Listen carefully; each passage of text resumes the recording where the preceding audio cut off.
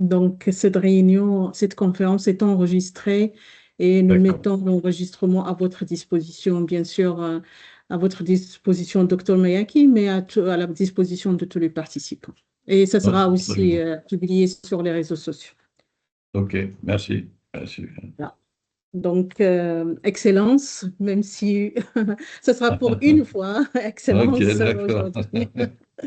D'accord. Donc, docteur Ibrahim Hassan Mayaki, honorable invité, chers collègues et chers participants, mesdames et messieurs, bonjour. Et je suis très, très heureuse de vous accueillir dans cette conférence inaugurale de notre cycle Rise Shifts, une initiative de l'Institut international pour la transition durable en Afrique, connu sous son nom en anglais, Africa Transition Institute.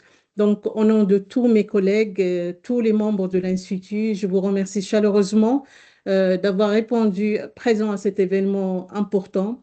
Et je tiens à adresser un remerciement spécial, un grand merci au docteur Ibrahim Hassan Mayaki pour avoir accepté d'animer cette conférence inaugurale malgré, et on le sait bien, malgré que vous êtes, votre agenda est bien, bien chargé. Donc, permettez-moi de vous rappeler brièvement la vision, les missions, les objectifs, mais aussi les actions phares de notre institut. Donc, comme vous le savez, Africa Transition Institute est basé à Marrakech, au Maroc. C'est une organisation scientifique non gouvernementale à but non lucratif, fondée par des experts, par des leaders engagés dans la transition de nos pays africains et la transition vers des économies inclusives et résilientes. Il s'agit d'une plateforme dynamique, une plateforme de réflexion, une plateforme d'action innovante, une plateforme de dialogue qui vise à contribuer à la construction d'un avenir durable et prospère pour pour le continent africain. Donc, Africa Transition Institute aspire à devenir un catalyseur de la transition durable en Afrique et en offrant surtout cette plateforme, mais une plateforme d'excellence pour la réflexion et l'action collaborative durable. Cette vision repose sur la conviction que la transition durable est une opportunité stratégique pour transformer les défis en opportunités, en moteur de développement et faire de notre continent un leader mondial en matière de durabilité. Donc, nous avons trois grandes missions: accompagner les transformations sociétales en Afrique, promouvoir les solutions durables et innovantes, renforcer la coopération et la diplomatie, surtout scientifique, Sud-Sud, Sud-Nord, tout en soutenant les initiatives locales, nationales et surtout continentales. Nos objectifs stratégiques sont nombreux aussi, mais le plus important, c'est de commencer par renforcer, contribuer, tout ça c'est une contribution bien sûr, à renforcer les capacités locales en soutenant les institutions, les collectivités territoriales, ainsi que les organisations nationales et internationales dans la mise en œuvre de projets de transformation durable.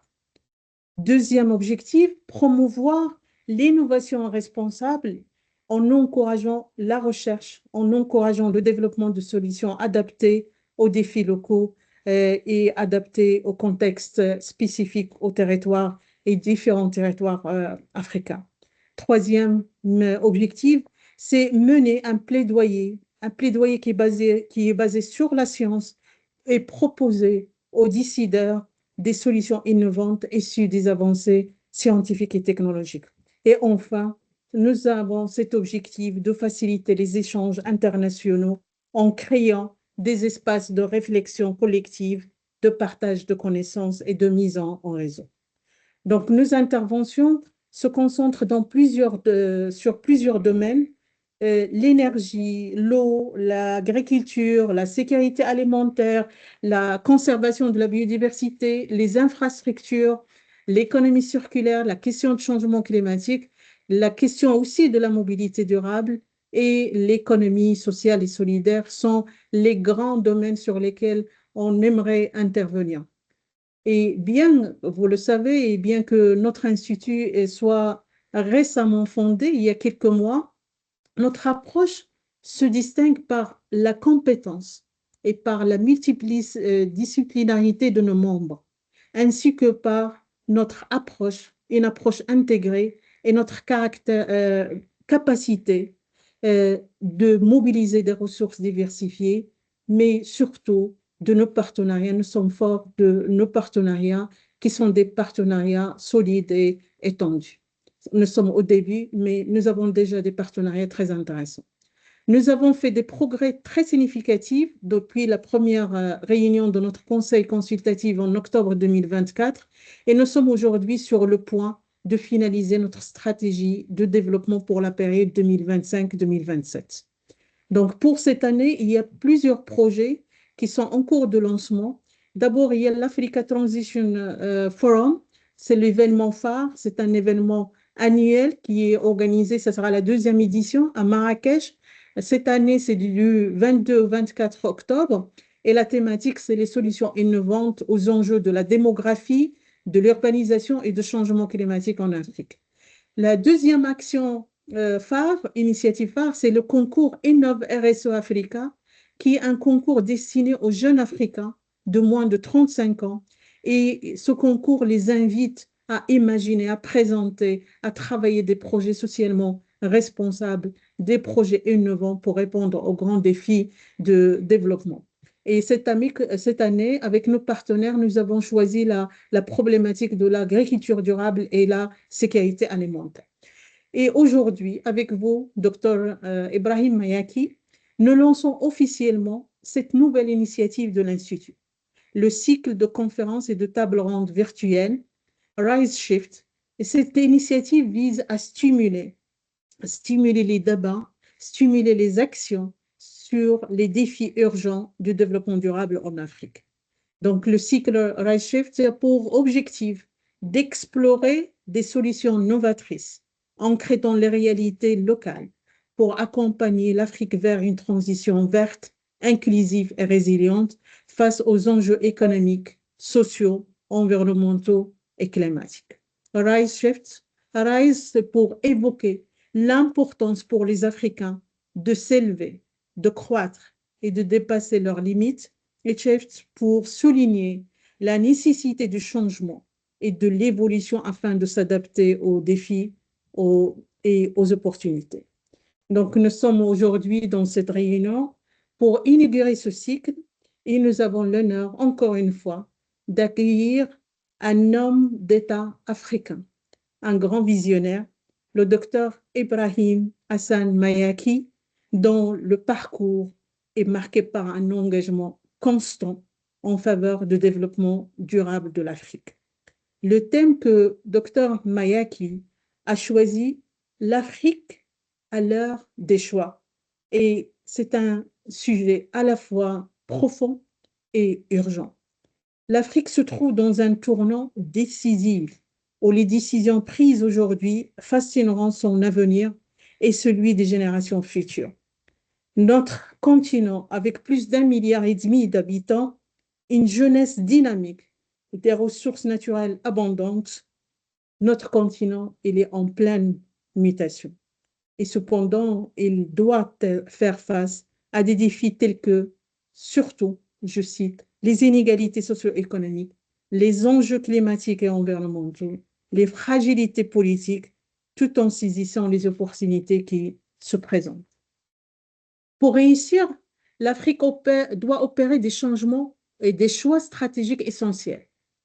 Quel modèle économique adopter pour garantir une croissance inclusive et durable?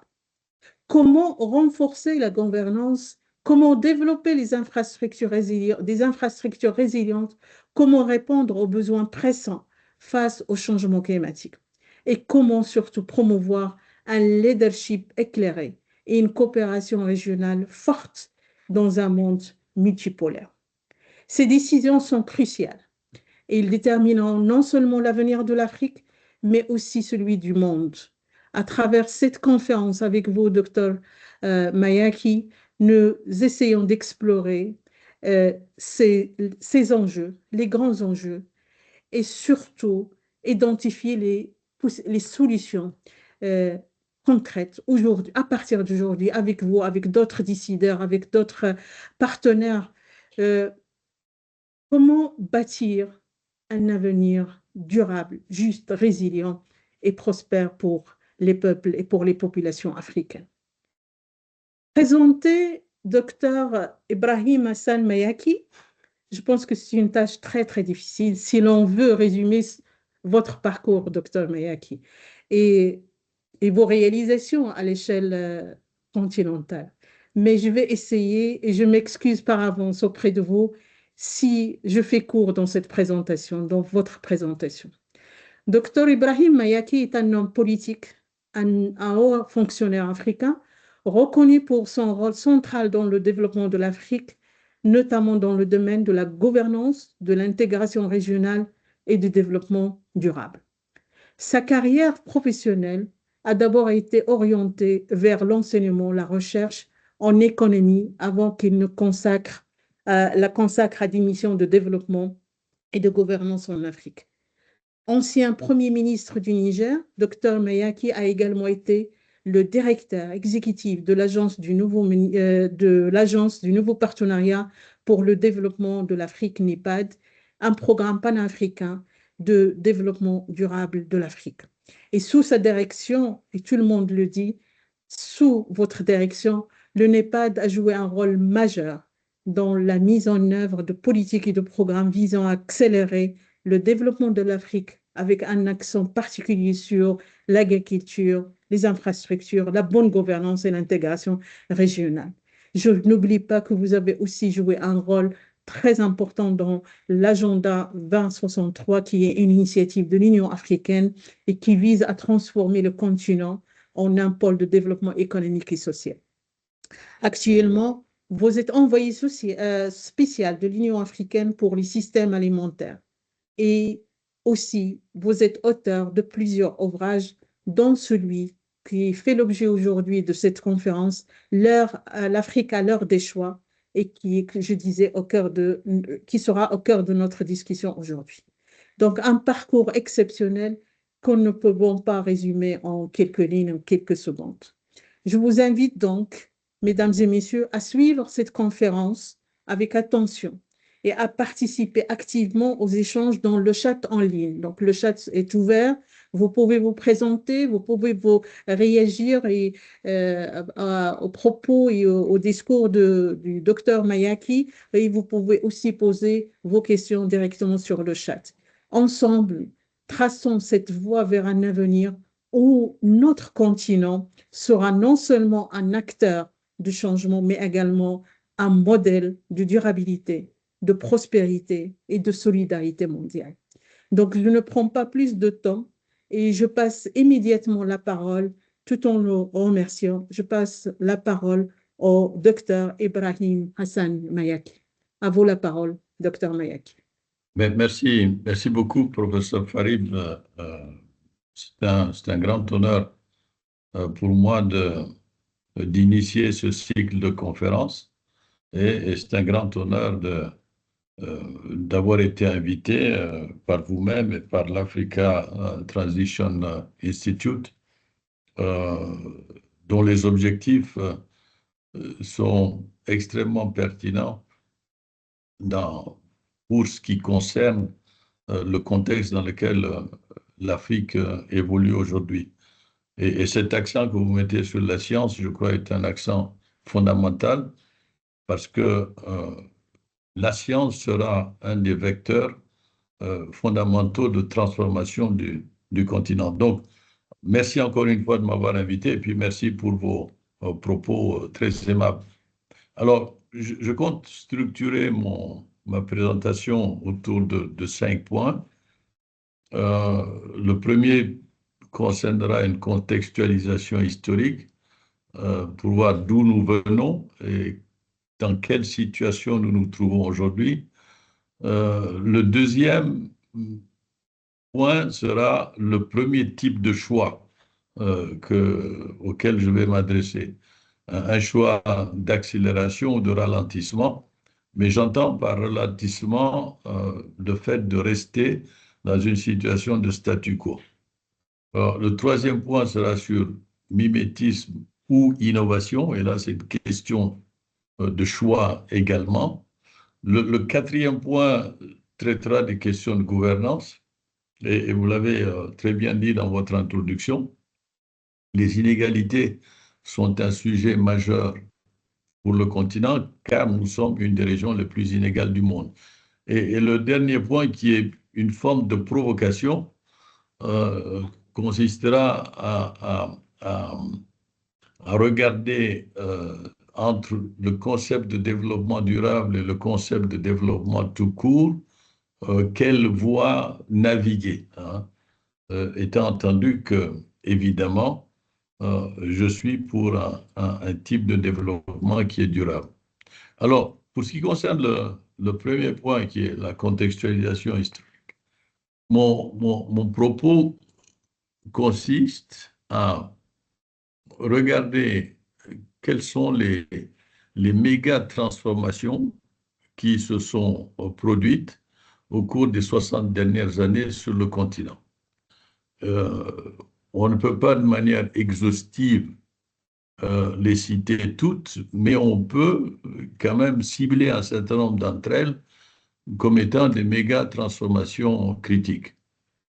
La première que je voudrais citer, c'est la démographie et l'accélération de la croissance de notre population. Nous savons que les taux de croissance démographique aujourd'hui sur le continent varient entre 3,8 et 4,2. Nous étions à peu près 300 millions d'habitants dans les années 60 et nous sommes à plus de 1 milliard aujourd'hui. Et cela s'est fait d'une manière quasi invisible. Et plus tard, lorsque je parlerai des politiques publiques, j'essaierai de faire ressortir le fait qu'elles ne se sont pas véritablement adaptées à cette croissance démographique. La deuxième méga transformation, c'est évidemment l'urbanisation, et qui va de pair avec la croissance démographique.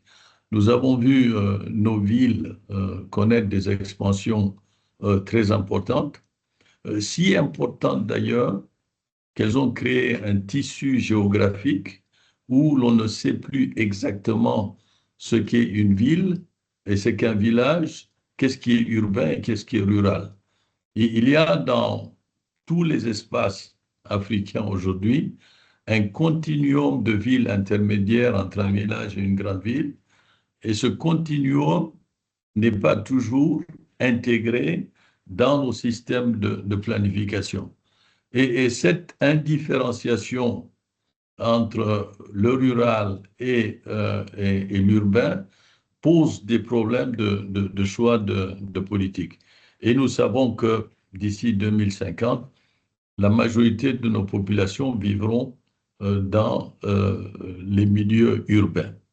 Alors, la troisième grande transformation, c'est ce qui concerne le développement humain.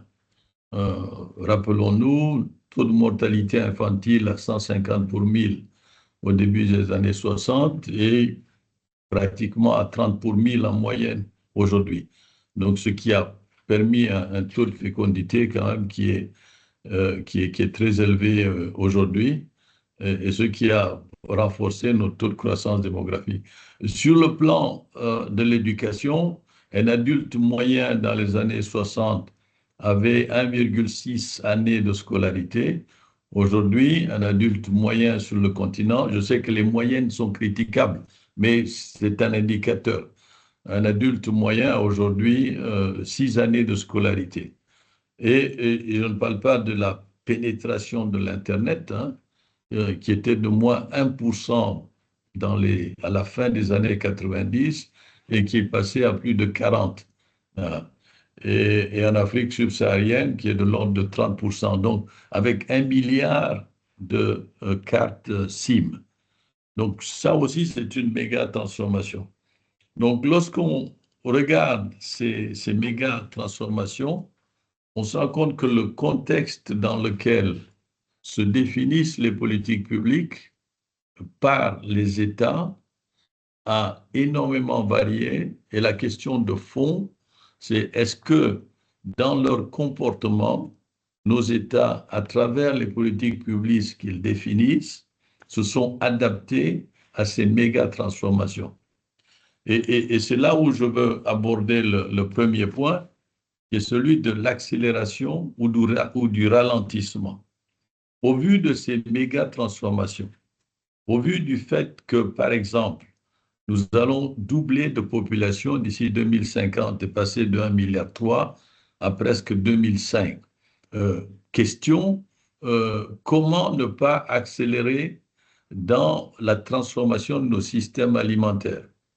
Car il est évident que si nous avons la difficulté aujourd'hui à nourrir 1,3 milliard d'habitants, qu'en sera-t-il lorsque nous ferons face à 2,5 milliards, 500 millions? Et parmi ces 2,5 milliards, beaucoup de ces 2,5 milliards sont déjà nés et avec nous. Alors, si nous ne prenons que cet exemple-là, nous nous rendons compte que les politiques que nous adoptons dans le domaine de la transformation des systèmes agroalimentaires, ces politiques-là doivent faire l'objet d'une accélération. Parce que si nous n'accélérons pas, nous allons ralentir. Et c'est le message fondamental de mon premier point. Que ce soit dans les politiques d'adaptation au changement climatique, que ce soit dans les politiques de développement des énergies renouvelables, que ce soit dans les politiques relatives aux infrastructures, rurales comme urbaines comme régionales, que ce soit dans les politiques de développement de la science et de développement de nos secteurs universitaires. Si nous n'accélérons pas, cela équivaudra quasiment à un ralentissement, à une décélération. Donc, l'accélération est le mot-clé.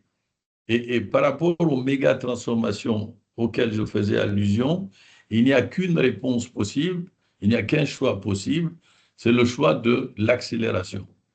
Et cette accélération, si je prends trois secteurs qui sont liés dans tous les cas, le secteur de l'agriculture, je viens de le mentionner, il est important, par exemple, de savoir qu'aussi bien en Afrique de l'Ouest qu'en Afrique de l'Est, presque 40% des emplois sont dans l'économie alimentaire. Alors, si on sait que l'emploi est une des conditions de stabilité politique, et si on sait que le système alimentaire, la production alimentaire est une des conditions de la stabilité politique, il va de soi que les politiques dans ce domaine public doivent être accélérées. Mais elles ne peuvent pas être accélérées sans la prise en compte des acteurs clés de ce contexte. Et ces acteurs clés, ce sont le secteur privé. N'oublions pas que 80% de nos emplois sont dans des micro, petites et moyennes entreprises. Donc le secteur privé joue un rôle fondamental et sans y faire participer les producteurs. Et les producteurs ont besoin de science et l'accélération de la production de la science au niveau des producteurs agricoles, et là aussi, une question d'accélération fondamentale. Deuxième point, l'industrialisation. Nous sommes arrivés très tard dans le cycle global de l'industrialisation et il est difficile pour nous de réfléchir en termes de rattrapage en copiant des modèles qui existent déjà parce que nous sommes dans un contexte global du commerce qui n'est pas du tout celui dans lequel les pays de l'Asie du Sud-Est asiatique, enfin les pays du Sud-Est asiatique et bien avant les pays européens ont connu leur révolution industrielle. Donc là également, nous devons accélérer non seulement dans la production de schémas qui peuvent permettre cette industrialisation, mais nous devons accélérer dans la mise en œuvre. Et le troisième point, c'est l'éducation. Et l'éducation, pour moi, est la fondation qui va permettre de gérer ces méga transformations, que ce soit au niveau primaire, au niveau secondaire ou au niveau tertiaire.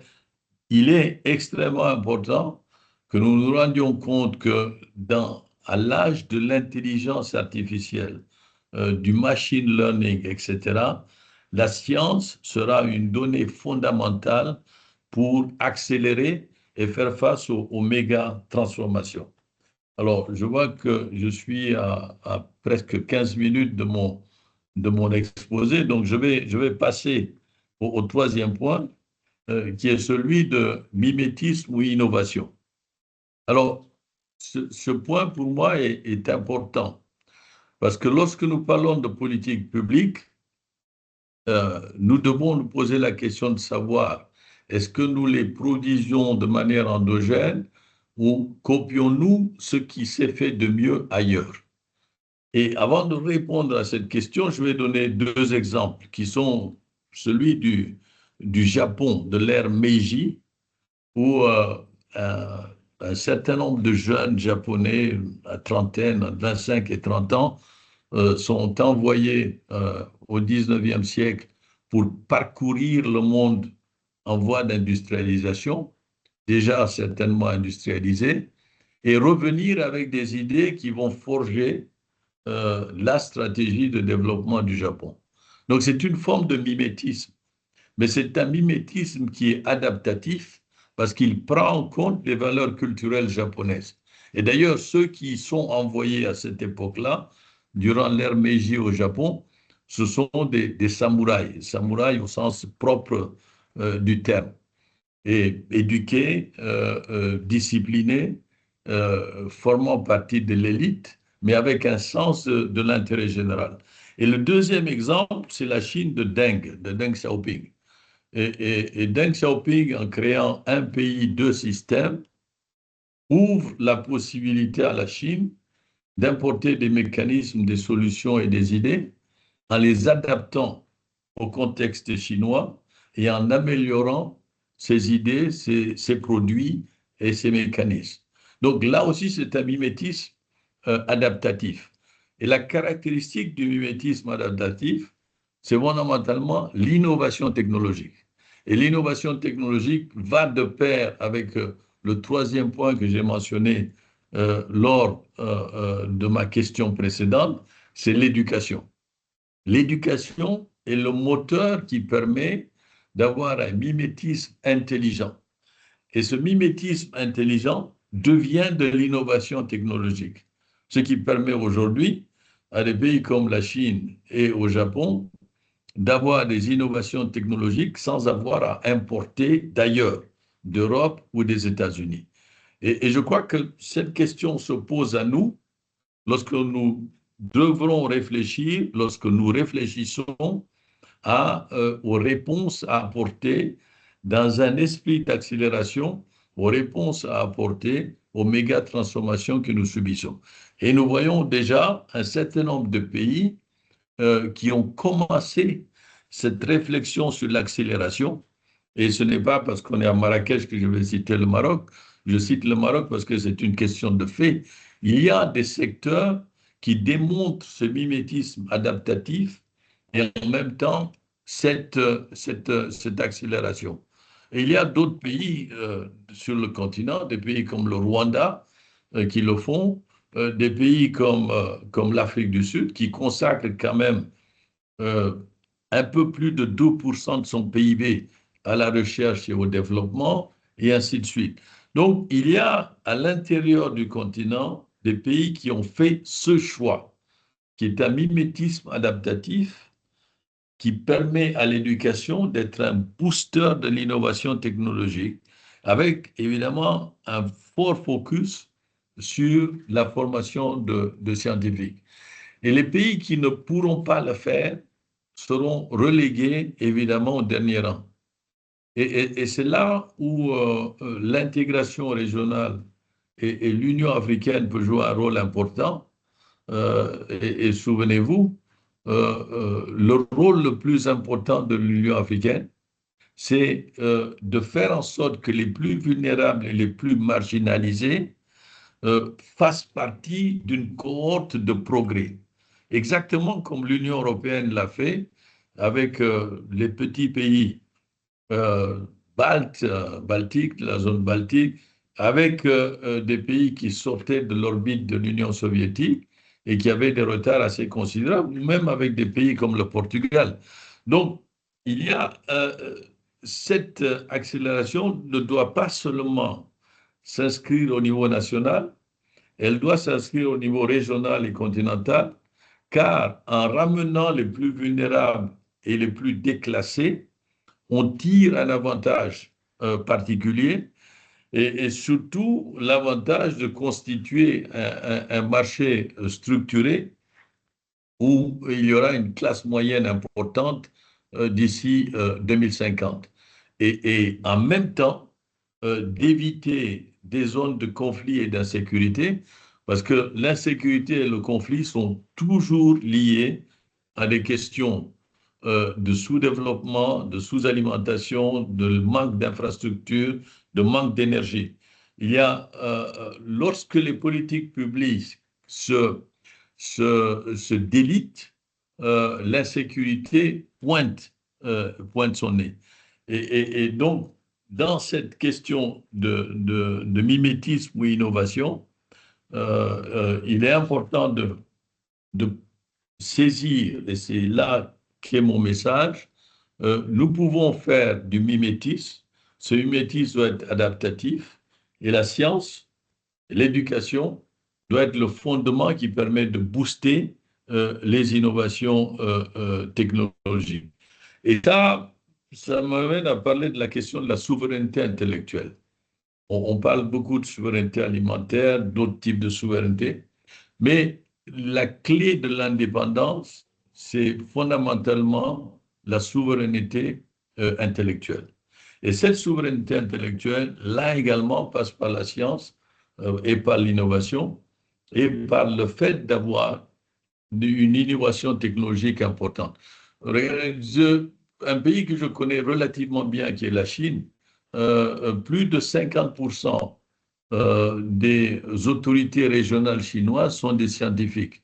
Et ce n'est pas fait au hasard, c'est fait de manière consciente, compte tenu de l'importance qui est donnée à la science. Donc, la souveraineté intellectuelle sera une condition de notre indépendance. Et dans cette souveraineté intellectuelle, il faut bien évidemment anticiper. Et anticiper est fondamental. Il ne faut pas se situer dans un rôle de victime. Et là, je voulais donner juste un exemple qui est du temps présent. Hein. Vous savez que l'administration du président Trump a décidé de sortir des accords de Paris et ils ont le droit de le faire parce qu'ils sont souverains.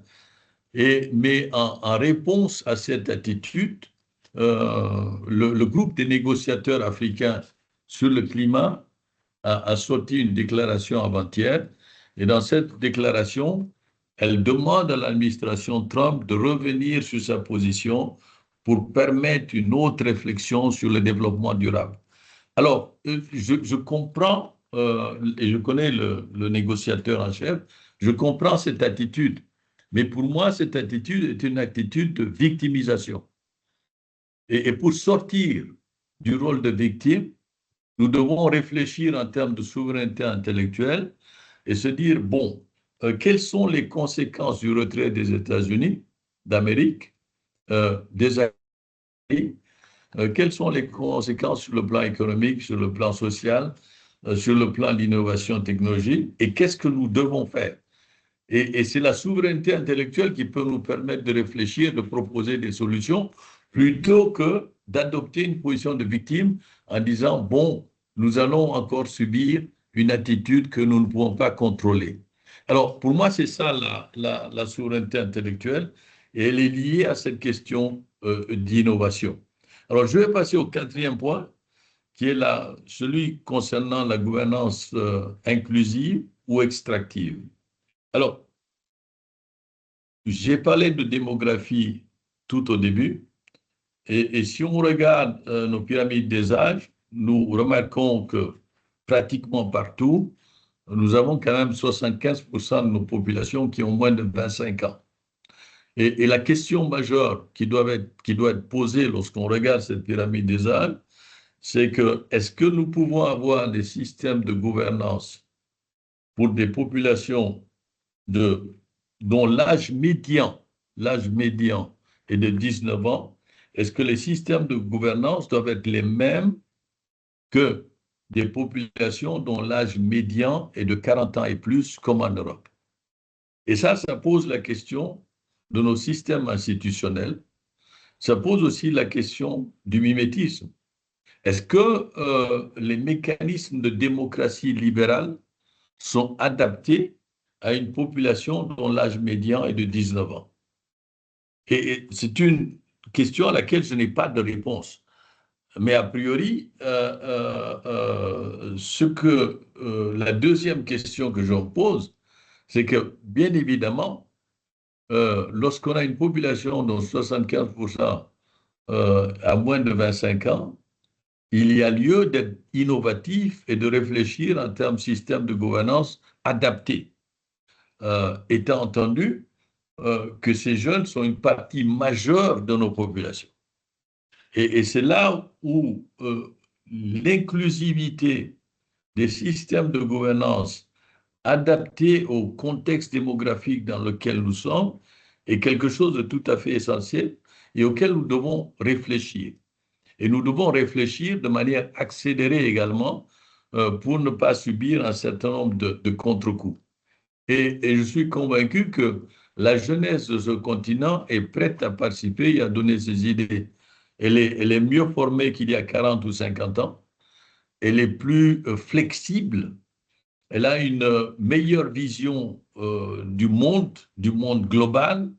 Donc, sa participation et le fait de les inclure sera tout à fait essentiel pour des questions de stabilité. Mais la question corollaire, c'est nos systèmes institutionnels sont-ils adaptés à cette condition démographique? Et c'est une réflexion que nous devons tous avoir ensemble pour évoluer vers le positif, pour évoluer vers le bien-être général, pas pour évoluer vers le conflit, pour évoluer vers le bien-être général. Et ces institutions, évidemment, ce système institutionnel doit être ouvert, il doit fonctionner sur des mécanismes de définition de politique publique qui soient plus de bas en haut que de haut en bas. Il y aura toujours du haut en bas parce qu'on a besoin de décisions qui viennent d'un système administratif cohérent, mais il faut que ça ne soit pas systématiquement du haut en bas, mais une combinaison de haut en bas et de bas en haut. Donc, l'ouverture vers ces couches de la population majoritairement jeunes. Et ça, c'est une réflexion que nous devons avoir sur nos systèmes institutionnels. Et c'est ainsi que nous pourrons donner du sens à nos systèmes de planification à long terme. Parce que pour un jeune de 25 ans, j'ai fait partie du processus de définition de l'agenda 2063. Mais une des questions que je soulevais toujours, il faut que nous sachions communiquer suffisamment bien pour ne pas dire à ces jeunes d'aujourd'hui, attendez 2063 pour que vous puissiez avoir un certain niveau de développement. La question n'est pas là. La question, c'est comment vous, en tant que jeune, vous pouvez participer à un processus qui nous amène aux objectifs de 2063 en 2063. Donc, et ça, c'est une question de gouvernance et de système de gouvernance. Donc, l'inclusivité permet également de gérer les questions d'inégalité et elle permet de gérer une réflexion différente sur l'emploi des jeunes. Parce que le critère fondamental de l'inclusivité pour un jeune, c'est avoir un emploi. On ne peut pas parler d'inclusion sociale à un jeune qui n'a pas d'emploi. À partir du moment où un jeune a un emploi, il fait partie d'un processus d'inclusion sociale, donc il est un obstacle à l'inégalité. Et je voulais mettre l'accent sur ce point des systèmes de gouvernance, et c'est particulièrement important en Afrique, Vous regardez les ressources dont dispose, les ressources naturelles dont dispose le continent, elles sont quand même abondantes. Donc, un continent qui a des ressources naturelles abondantes, s'il est intelligemment géré à travers des mécanismes de gouvernance inclusive, peut créer un bien-être général. Il serait, et c'est le paradoxe qui a été étudié depuis très longtemps, et ce paradoxe perdure, d'un continent qui a beaucoup de ressources naturelles, mais qui a un niveau de pauvreté très élevé. Et ce paradoxe doit être cassé. Et pour moi, il ne peut être cassé qu'à travers des systèmes de gouvernance adaptés à la majorité de la population que nous avons. Et là, je vais passer à mon cinquième point, parce que je suis à 25 minutes et j'en ai 30. Développement durable ou développement tout court. Alors, le développement durable, et vous le savez beaucoup mieux que moi, a trois dimensions, une dimension économique, une dimension sociale et une dimension environnementale. Aucune des trois dimensions n'est plus importante que l'autre, c'est un triptyque.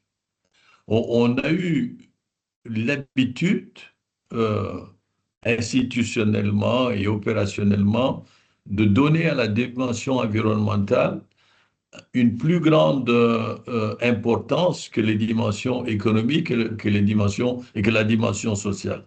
Mais revenir à la notion clé d'un triptyque où les trois points du triangle sont égales me semble tout à fait fondamental.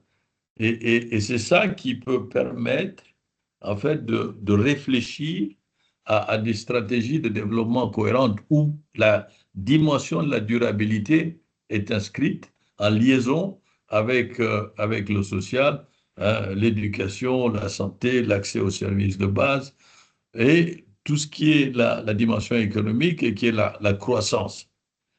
Alors, pour ce qui concerne la croissance, et la croissance économique du continent, vous vous rappelez que lorsque les ODD ont été définis, après les objectifs du millénaire, il y a une condition qui avait été fixée pour les atteindre, c'est un minimum de 7% de croissance économique, je parle du continent africain, un minimum de 7% de croissance économique.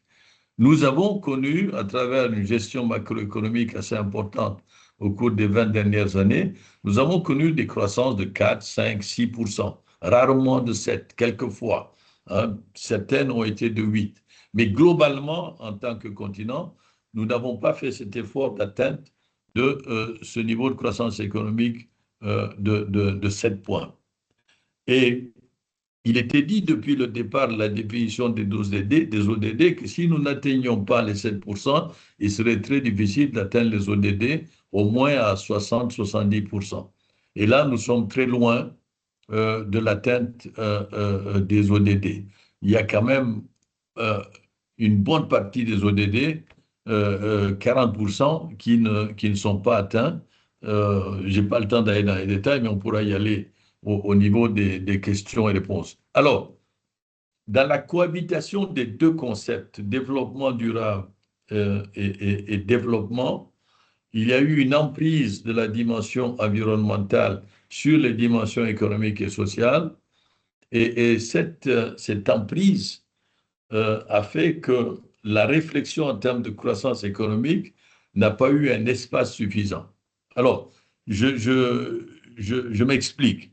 C'est-à-dire que le modèle économique issu du triptyque, dimension économique, dimension sociale, le modèle de croissance issu du triptyque, dimension économique, dimension sociale, dimension environnementale, ce modèle de croissance doit viser un objectif qui ne soit pas moins de 7%. Et il est évident que les techniques du développement durable, et notamment dans l'énergie renouvelable, et on voit bien de combien de milliers de mégawatts nous avons augmenté notre capacité énergétique. Ce modèle-là doit absolument viser la croissance. Sans croissance, nous ne pourrons pas résoudre les questions d'inégalité, nous ne pourrons pas résoudre les questions d'emploi, nous ne pourrons pas résoudre les questions de transformation de nos systèmes alimentaires. Donc la croissance économique doit être au cœur de ce triptyque en prenant en compte chacun des pointes de ce triangle. Et bien évidemment, la dimension environnementale qui est une dimension tout à fait essentielle. Et j'applaudis ce que vous faites dans cet institut sur les transitions durables parce que vous posez les questions essentielles et parmi ces questions essentielles, il y a évidemment la question de la croissance économique. Et il y a des modèles. La Chine s'est industrialisée à travers les sweatshops. Est-ce que l'Afrique pourra faire une parenthèse pour ce qui concerne les sweatshops? Comment les techniques issues de l'intelligence artificielle peuvent nous permettre de faire des sauts quantiques afin de gérer, par exemple, l'accès à l'énergie pour les 2 tiers d'Africains qui n'ont pas accès à l'énergie. Énergie qui va conditionner la transformation agricole et qui va évidemment aussi conditionner notre capacité à échanger entre nous. Alors, pour résumer le message de ce point, développement durable ou développement tout court, je voudrais que l'on rajoute à ce choix la question de la croissance économique. On ne peut pas faire de développement durable ou de développement tout court sans mettre un accent sur la croissance économique. Cette croissance économique doit évidemment ne pas répéter les erreurs qui ont été commises, mais ne pas répéter les erreurs qui ont été commises dans le monde industrialisé demande un incrément considérable de la science à notre niveau pour apporter aux décideurs publics les solutions idoines à cette situation. Donc, voilà, j'ai dépassé un petit peu mes 30 minutes. Voilà, professeur Farid, je m'en excuse, mais voilà les 5 points que je voulais illustrer avec un message sur chacun des 5. Sur le premier point, il y a des méga transformations que nous ne prenons pas suffisamment en compte. Sur le deuxième point, il est absolument essentiel d'accélérer. Sur le troisième, c'est la science qui va nous permettre d'avoir un mimétisme adaptatif. Sur le quatrième, vu la jeunesse de notre population, nous devons avoir une gouvernance inclusive. Et sur le cinquième, la croissance économique est fondamentale. Je voudrais vraiment vous remercier encore, m'excuser d'avoir pris plus de temps que prévu et vous dire tout le plaisir et l'honneur que j'avais de faire cette humble présentation en espérant que je ne vous ai pas ennuyé. Merci, merci infiniment, Excellence. Merci. C'est un plaisir de vous écouter et c'est un plaisir d'être accompagné par un visionnaire comme vous et un praticien, un spécialiste des questions de développement sur notre continent. En fait, les 5 messages, moi, je suis en tant qu'économiste et en tant que aussi chercheur dans ce domaine de développement durable et surtout le développement durable en Afrique, je trouve que vos 5 messages sont fort pertinents. Parce que comme vous parlez des méga transformations, et là c'est vraiment une chose très importante, au-delà des petites analyses et parfois des analyses superficielles, il faut donner du temps à comprendre ces méga transformations. Vous insistez sur l'accélération. Vous revenez sur la science en tant que docteur en sciences économiques comme vous et en partant de votre expérience aussi dans l'enseignement et de la recherche et du terrain en Afrique. Et le fait de souligner l'importance de la science et la science utile, la science sociétale, c'est très important. La gouvernance inclusive, et vous terminez par un point qui peut être au cœur de tous les défis de l'Afrique, c'est la croissance. Comment atteindre, comment développer, se développer économiquement parlant et comment atteindre cet objectif de 7%. Vraiment, vous nous invitez à un changement de paradigme pour le développement durable dans notre continent. Et si je comprends bien, et vont m'excuser si j'ai raté des choses, c'est vous plaidez pour un véritable modèle de développement, une gouvernance éclairée, de l'inclusion, de la durabilité, de la coopération, de la prise en considération des enjeux économiques, parce qu'on est dans un continent où les problèmes de l'emploi, de la pauvreté, un ensemble de problèmes qui se conjuguent. Merci infiniment. Moi, je trouve votre conférence comme un appel à l'action, à la compréhension, mais aussi à l'action. Et c'est au cœur de notre mission au niveau de l'Africa Transition Institute. J'ai beaucoup de questions, je pourrais aussi, mais j'aimerais donner la parole aux différentes personnes que je remercie infiniment pour la présence, mais aussi nous avons, je ne sais pas si Dr Mayaki, vous pouvez voir avec moi les questions, mais je vais commencer par une et prendre le temps de résumer les autres. Je commence par une question posée, la première d'ailleurs, qui a été posée par Dr Katsurama Jules, qui est directeur de l'école du genre à l'université de Goma, à la RDC. Donc, il nous dit, dans un contexte de changement climatique, faut-il accroître l'industrialisation en Afrique, connaissant l'impact que cette approche a engendré, notamment en Occident? Quel choix l'Afrique doit-elle adopter à ce propos? Et si vous permettez, docteur Mayaki, j'aimerais compléter, pas compléter, mais ajouter, puisque vous allez prendre la parole, la question, et en insistant sur le pilier économique et sur la croissance, la question de la diversification en Afrique, la diversification économique en Afrique. Donc, en complément, pas en complément, mais j'ajoute cet aspect-là à la question du docteur Katsurama Jules, et à vous la parole, docteur Mayaki. Merci beaucoup et c'est une question extrêmement importante. Vous savez, à cette question, il y a une réponse qui a été donnée au niveau de l'Union africaine et puis et au-delà. C'est la question de l'industrialisation verte, green industrialization. Alors, un certain nombre de personnes qui ont étudié les limites de l'industrialisation des pays actuellement industrialisés ont énoncé le fait que l'Afrique devrait aller vers une industrialisation verte. Et la question du docteur est importante parce que il n'y a pas d'exemple connu dans l'histoire économique de quelque chose qu'on appelle l'industrialisation verte. Donc, il nous revient à nous de voir la pertinence du concept et qu'est-ce qu'il faut mettre à l'intérieur de ce concept.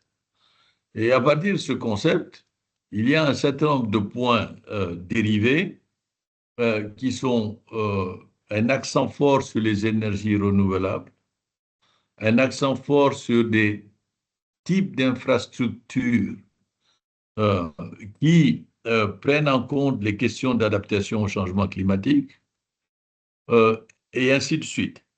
Donc, il y a et là, je reviens encore une fois à la science. Il nous revient à nous de traduire en décision pratique et pragmatique ce que constitue l'industrialisation verte qui n'a jamais été faite ailleurs. Le Japon ne s'est pas industrialisé de manière verte, la Corée du Sud non plus, la Malaisie non plus, la Chine bien évidemment non plus, le Brésil non plus. Il n'y a pas d'exemple d'industrialisation verte. Il y a des exemples de pratiques de segments d'industrialisation comme les énergies qui peuvent être qualifiés de verts. Alors, est-ce que, connaissant l'impact de cette approche, je relis la question, connaissant l'impact que cette approche a engendré, notamment en Occident, faut-il suivre cela?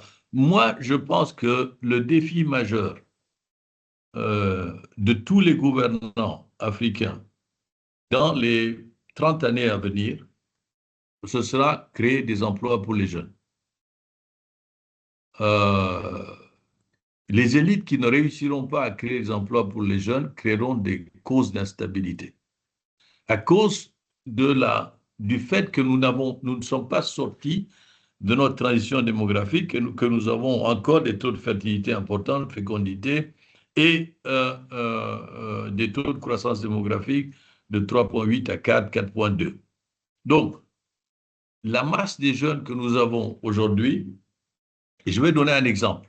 Prenez un pays africain moyen, entre guillemets, de 20 millions d'habitants. Croissance démographique de 3,8. 75% de la population de moins de 25 ans. 50 à 60% de la population en milieu rural. Tous les ans, sur le marché du travail, sans aller dans les détails, vous avez des cohortes de 250 000 à 300 000 jeunes qui viennent sur le marché du travail, dans ce pays-là, de 20 millions d'habitants, avec cette configuration. Alors, la question, c'est comment trouver des emplois à ces 200 000 à 300 000 jeunes? Ils ne peuvent pas être employés dans la fonction publique pour toutes les raisons que nous savons, et ce n'est pas la peine d'aller dans les détails. Ils ne peuvent pas être employés à raison de 300 000 dans une industrie qui est naissante. Alors, la solution dans ce cadre-là, dans la mesure où une très forte partie de la population est en milieu rural, c'est la diversification de l'économie rurale, la transformation des systèmes alimentaires pour bâtir les bases de l'industrialisation. Et on sait que dans les pays industrialisés, la fondation de l'industrialisation a été quand même d'abord une transformation agricole importante. Alors, ça, c'est une piste que nous pouvons explorer dans un certain nombre de pays, pas dans tous, parce que tous les pays n'ont pas 50 à 60% de leur population en milieu rural. Et en milieu urbain, alors là, vous avez une discussion entre prix Nobel d'économie qui est assez intéressante. Vous avez quelqu'un comme Danny Rodrik de Harvard qui dit l'Afrique doit oublier l'industrialisation et se concentrer sur le développement des services. Oui, mais là aussi, il ne va pas très loin dans la définition du type de service que nous devons développer. Et vous avez quelqu'un d'autre comme Stiglitz qui dit non, l'Afrique ne pourra pas faire fi d'un mode d'industrialisation en partie tel que les Chinois l'ont connu. Donc, rien que sur le plan théorique, nous avons de très éminents économistes qui pensent de manière différente. Et vous avez Célestin Monga, qui est un économiste de Harvard, camerounais, qui a longtemps travaillé comme chief économiste, enfin, pas chief économiste, comme un des grands économistes de la Banque mondiale, qui dit non, moi je suis pour une option quasi chinoise. Alors, le débat nous est donné. Et je crois que la réponse humble que je voudrais faire, c'est que nous ne pouvons pas évidemment répéter les erreurs qui ont été faites par ceux qui sont industrialisés aujourd'hui. Et nous devons systématiquement voir comment limiter l'impact sur les questions de climat. Et limiter l'impact, est-ce que ça veut dire adopter une industrialisation totalement verte dont nous ne savons pas quels sont exactement les tenants et les aboutissants, mais ça veut aussi dire que, par exemple, partout où nous pouvons de manière systématique développer l'énergie renouvelable, nous devons le faire. Et ça, ça a deux éléments à mon avis. Le premier, je reviens encore une fois, il n'appartient pas seulement aux hommes publics qui définissent les politiques publiques de faire ce choix. Les scientifiques ont un rôle considérable à jouer. comme ils l'ont joué ailleurs, et notamment en Asie. Donc, le rôle que nous devons accorder à la science pour nous permettre d'avoir une industrialisation de type verte, définir son contenu, dériver les pratiques, est à mon avis tout à fait essentiel. Donc, vous verrez que ma réponse n'est pas totalement satisfaisante, mais elle est due au fait qu'on est face à une interrogation, et cette interrogation, nous devons la saisir. Mais nous ne pouvons pas y répondre si nous n'apportons pas des scientifiques dans le débat. Merci, merci infiniment, docteur Mayaki, parce que la réponse est largement satisfaisante et vous terminez toujours vos interventions pour souligner l'importance de la science et au niveau de l'Institut, on insiste sur cela. La science en Afrique et c'est par et avec la science et les scientifiques qu'on pourrait résoudre les vrais problèmes du continent. Il nous reste encore, avec docteur Mayaki, 20 minutes du plaisir à vous écouter, mais nous avons plusieurs questions, docteur Mayaki. Donc, je vais prendre deux par deux. Je vais prendre quatre maximum, si vous acceptez. Je commence par une question je résume la question directe, comment concilier cette accélération de développement, parce qu'il il pose la question des infrastructures, il pose la question de la pollution engendrée par des infrastructures développées. Donc la question, comment concilier cette accélération de développement avec une gestion responsable de l'impact environnemental, à la fois local et global? Donc, une première partie parce que cette question revient. Une autre qui sont posées par professeur Mandi, secrétaire général de l'Institut. Quel investissement prioritaire dans l'éducation et la formation professionnelle pour préparer la jeunesse africaine aux emplois de demain?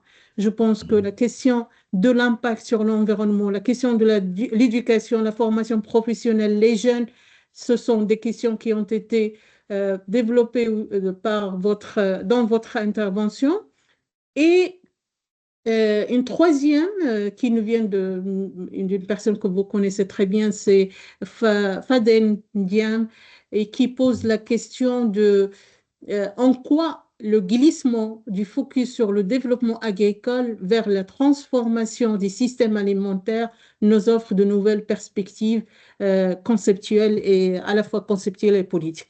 Donc, déjà trois questions, trois interventions sous forme d'interrogation de la part de trois personnes présentes, mais qui évoquent un ensemble de défis, un ensemble de problématiques qui sont conjuguées et qui sont croisées. Et la réponse, on l'attend.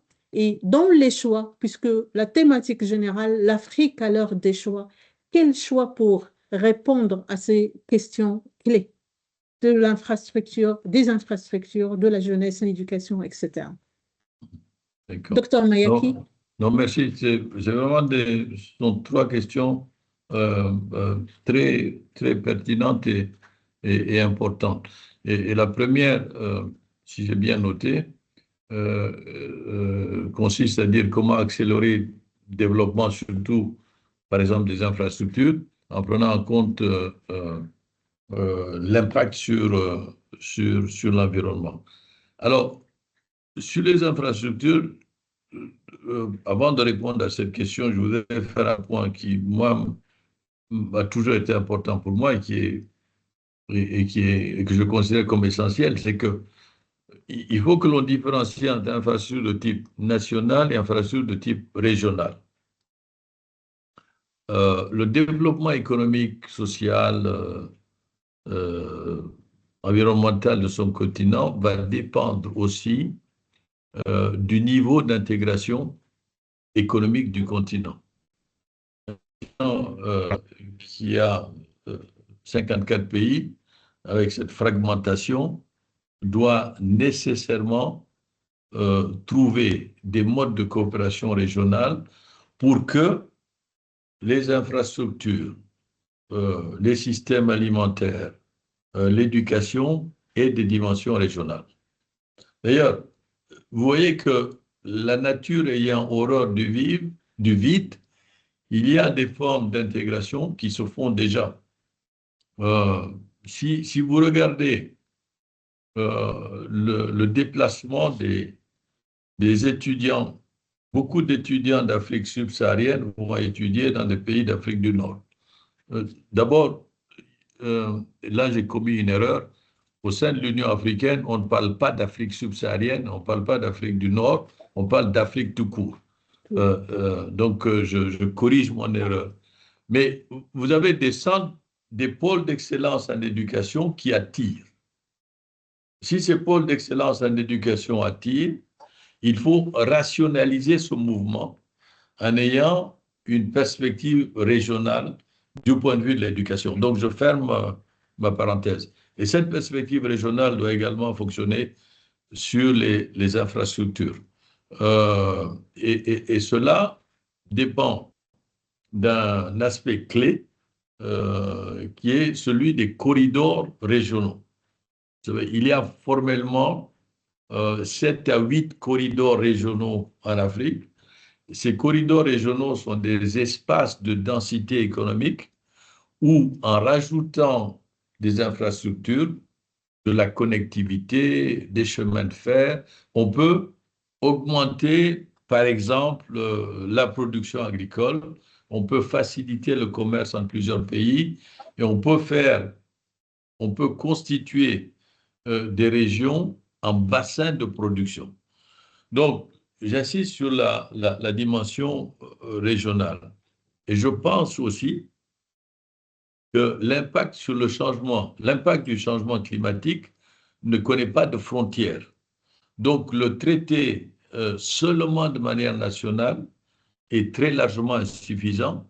Il faut que le traitement de la question du changement climatique ait une dimension régionale.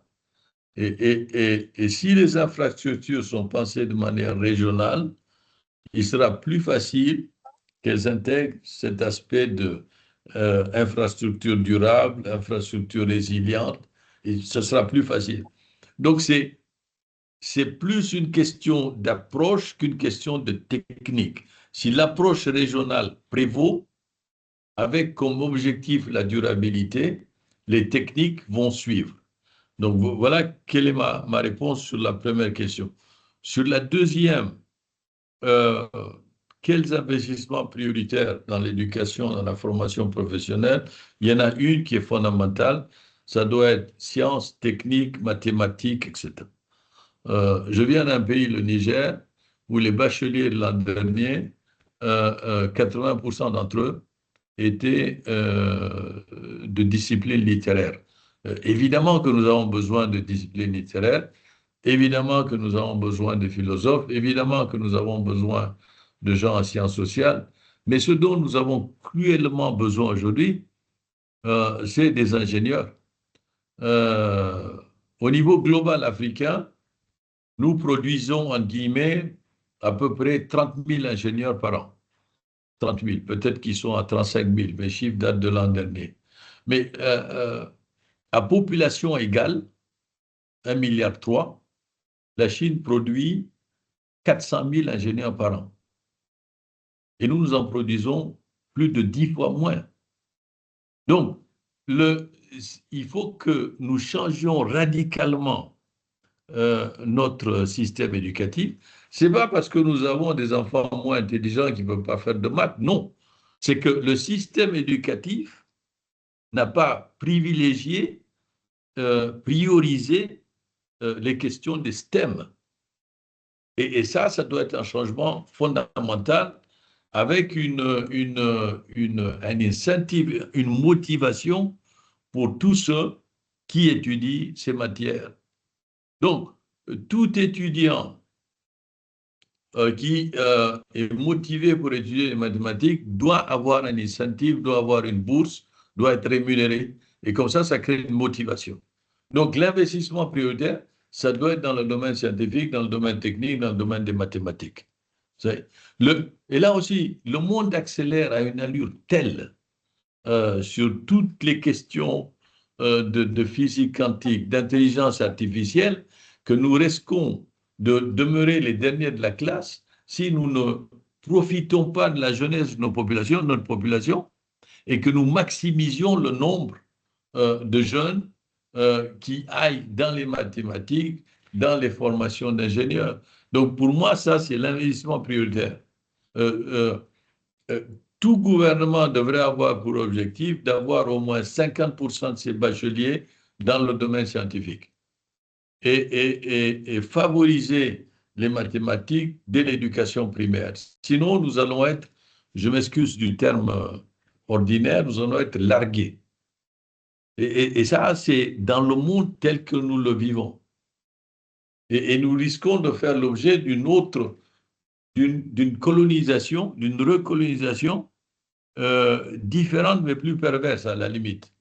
Donc, l'investissement prioritaire, et je le répète, j'ai dû répéter 10 fois le terme science ici, ça doit être dans ces questions-là. Et dans la formation professionnelle, là également,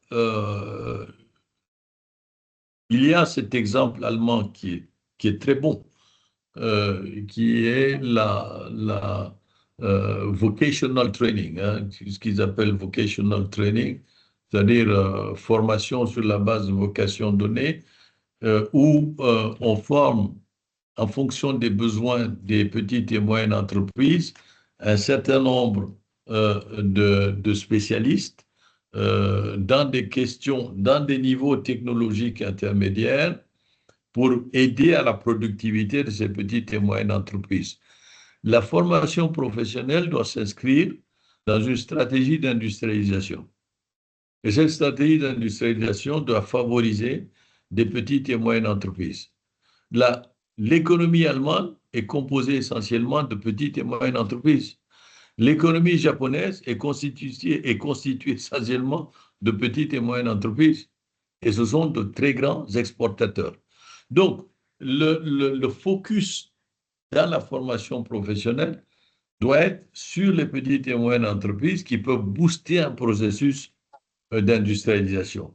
Alors, sur la troisième question, le changement de paradigme des questions de développement agricole aux questions de développement des systèmes agroalimentaires, elle est due à un facteur essentiel, c'est que lorsque l'on parlait de développement agricole, on regardait l'agriculture comme un monosecteur. Et on s'est rendu compte que pour qu'il y ait une véritable transformation agricole, on avait besoin d'énergie, on avait besoin de gestion des terres, on avait besoin d'infrastructures, on avait besoin de formation des producteurs, etc., etc. Donc, l'agriculture ne pouvait pas être vue comme un secteur solo, un monosecteur, mais devait être vue comme une dimension multisectorielle. Et en voyant l'agriculture dans sa dimension multisectorielle, on passe d'une vision monosectorielle à une vision systémique. Et c'est pour ça qu'on parle de système alimentaire. Donc, et là, les systèmes alimentaires incluent depuis le producteur jusqu'au consommateur. Et cela englobe l'économie alimentaire et englobe aussi toutes les questions de chaîne de valeur, etc. Réfléchir en termes de système alimentaire permet d'éviter une sous-optimisation et de voir la chaîne de manière globale et de voir où sont les faiblesses, où sont les forces, comment renforcer où il y a des faiblesses. Est-ce que les faiblesses sont au niveau de la gestion des intrants? Est-ce que les faiblesses sont au niveau de l'infrastructure rurale qui permet aux producteurs d'atteindre un marché? Est-ce que les faiblesses sont au niveau de la fixation des prix? Donc, en réfléchissant en termes de système, on est mieux à même d'avoir et la production agricole et l'accès aux aliments en milieu urbain, etc., etc. Et le contrôle de la sécurité alimentaire, etc. Donc, c'est un changement de paradigme d'une vision monosectorielle à une vision systémique. Merci, merci beaucoup, Excellence. Donc, toujours dans cette invitation au changement de paradigme, il y a beaucoup de questions qui sont posées. Docteur Mayaki, donc je sais qu'il nous reste 5 minutes parce que vous avez un autre engagement. Mais les mots-clés qui ressortent des messages envoyés par nos collègues, et il y a aussi des étudiants, des doctorants parmi les participants, c'est autour de la question de la monnaie en Afrique, la question de Oui. la transformation numérique, la Mhm. question d'un développement authentique. Il y a un collègue ou une collègue qui a posé cette question de quel développement authentique, mais un développement souverain aussi. La question de la coopération afro-africaine, la Mhm. question de souveraineté économique. Moi, j'ajouterais aussi un mot très fort que vous avez, ou un concept très fort que vous avez utilisé, c'est la souveraineté intellectuelle. Donc, en 5 minutes, comment placez-vous tous ces mots-clés dans cet appel à l'action, mais cet appel au changement de paradigme pour un développement tout court? Parce que maintenant, je souhaite aussi parler de développement tout court en Afrique. Mhm. À vous, D'accord. docteur Nayaki. Non, merci. Vous me donnez une tâche très délicate et difficile à faire, hein, Je- pour essayer de synthétiser. Je pense que euh, il est important que nous saisissions le fait que nous avons les moyens de notre transformation. C'est important. Et c'est pour ça que je lisais cette lettre des négociateurs africains que m'avait envoyé le chef négociateur. Et je lui disais, nous devons cesser de jouer le rôle de victime.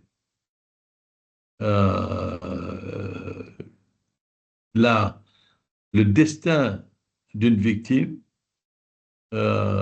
c'est de continuer à être victimisé.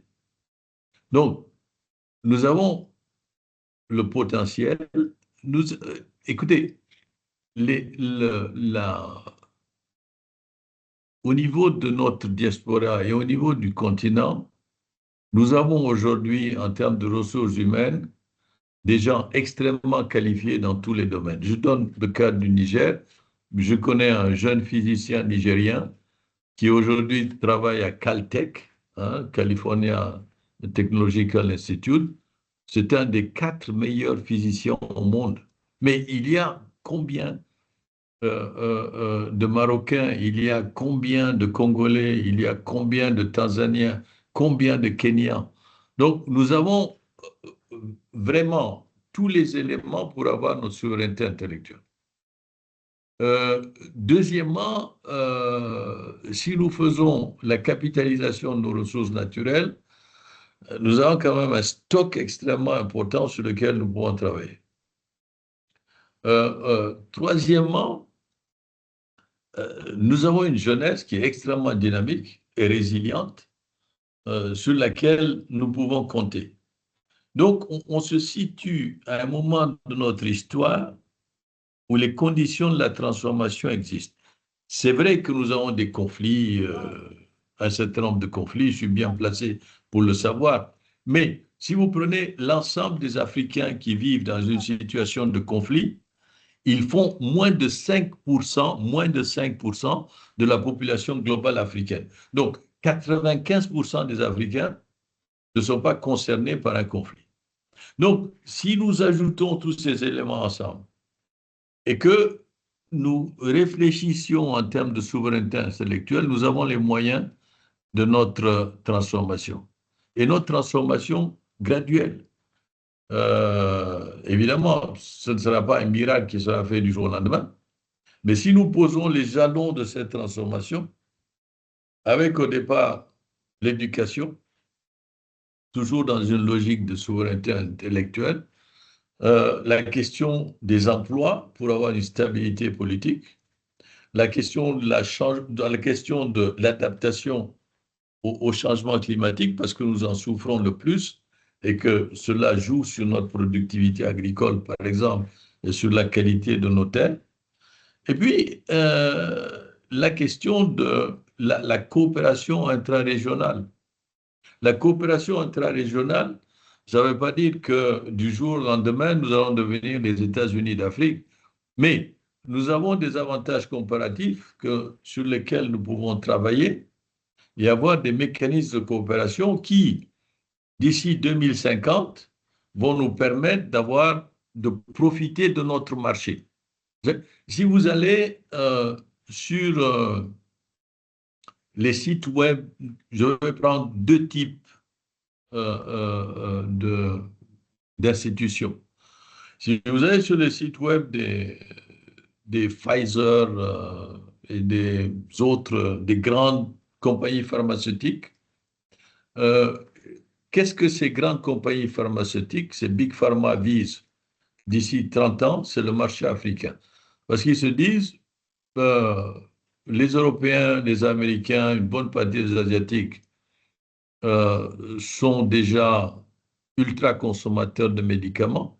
Par contre, la classe moyenne de 600 millions d'habitants qui vient en Afrique, elle aura une demande pharmaceutique importante.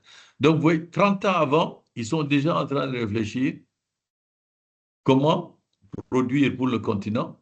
Et nous, nous n'accélérons pas dans la production pharmaceutique, alors que nous pourrions accélérer et avoir nos propres entreprises parce que ces autres sont quasi monopolistiques. Donc, deuxièmement, ouvrez les assurances. Vous allez sur les sites web des assurances et vous regardez leur stratégie à long terme, l'Afrique est très peu assurée. C'est le continent le moins assuré du monde. Donc, évidemment, ils ont raison, ils ont l'intelligence stratégique de réfléchir aux niches vers lesquelles ils vont aller. Et une de ces niches, c'est l'Afrique avec son potentiel de 600 millions de classe moyenne d'ici 2050. Donc, pendant que un certain nombre d'acteurs anticipent et ont l'intelligence stratégique de voir comment profiter du continent, nous sommes dans l'obligation d'accélérer. Nous ne pouvons pas nous asseoir et attendre, réfléchir et être dans la victimisation. Et là, on revient à la souveraineté intellectuelle et on revient à la science. Et c'est ça qui va nous permettre de changer, non seulement de changer l'Afrique, mais de changer la perception du monde de l'Afrique et le rôle qu'a l'Afrique dans le monde. Merci, merci, Excellence. Le rôle qu'a l'Afrique dans le monde. Vraiment une très, très belle conclusion parce que on se demande en tant qu'Africains et Africaines quel est notre rôle quand on voit tout ce qui se passe et les décisions, comment elles sont prises à notre place sur les questions de développement, de notre développement, le développement de notre continent. Merci infiniment, Excellence. Je sais que on vous a pris plus de temps que nous avons programmé. Les C'est un questions sont plaisir. pertinentes, tout le plaisir est pour nous. Je vois qu'il y a déjà d'autres questions, mais je vous remercie infiniment au nom de tous les membres de l'Institut, au nom de tous les participants.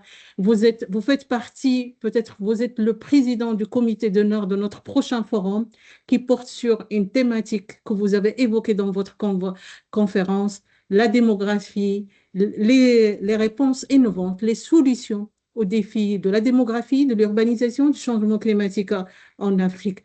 Plusieurs questions auquel Dr Mayaki n'a pas eu tout le temps. Je sais qu'il a beaucoup de choses à dire sur chaque question posée, mais là, ça nous ouvre, ça nous donne une idée sur les thématiques à programmer prochainement dans le cadre de ce cycle Rise Shift. Merci infiniment, Excellence.